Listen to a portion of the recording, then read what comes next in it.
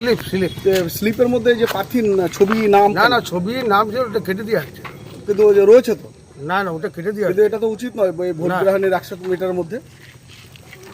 আমাদের এখানে ওখানে ছিলাম এখানে কোন দলে আপনি? টিএমসি। হ্যাঁ, টিএমসি কি কোনো পদে আছেন? না হ্যাঁ, কিন্তু এরকম ভাবে প্রভাবিত করছেন কেন ভোটার করা হয়নি, হ্যাঁ?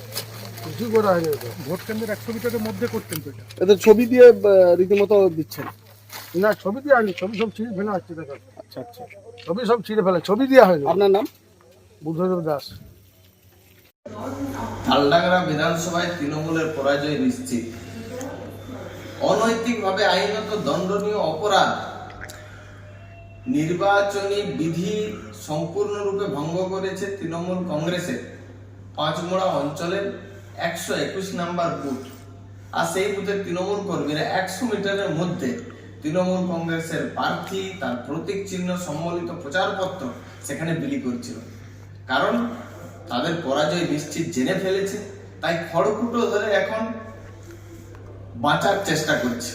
কিন্তু সাধারণ মানুষ তার প্রতিবাদ করেছে, আর প্রতিবাদ করে ভয়ে পালিয়ে গেছে তৃণমূলের এই কর্মীরা। কারণ একটাই, আজকে তালডাংরা সাধারণ মানুষ জেগেছে, আরজি করের বিচার চেয়ে পশ্চিমবঙ্গের নারী নিরাপত্তার স্বার্থে তারা ভোটদান করতে এগিয়ে আসছে। জায়গায় জায়গায় মহিলারা এগিয়ে এসেছে, আর তাই তৃণমূলের পরাজয় সম্পূর্ণ নিশ্চিত। আর নিশ্চিত হওয়ার কারণে এই ধরনের নির্বাচন বিধিকে ভঙ্গ করেছে বিভিন্ন জায়গায় জায়গায়।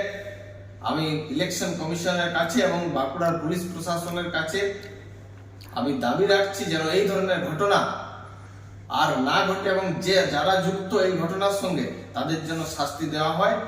একেবারে সম্পূর্ণরূপে নির্বাচন বিধি উল্লঙ্ঘনকারী যে শাস্তি, সেই শাস্তি যেন ব্যবস্থা করা হয়।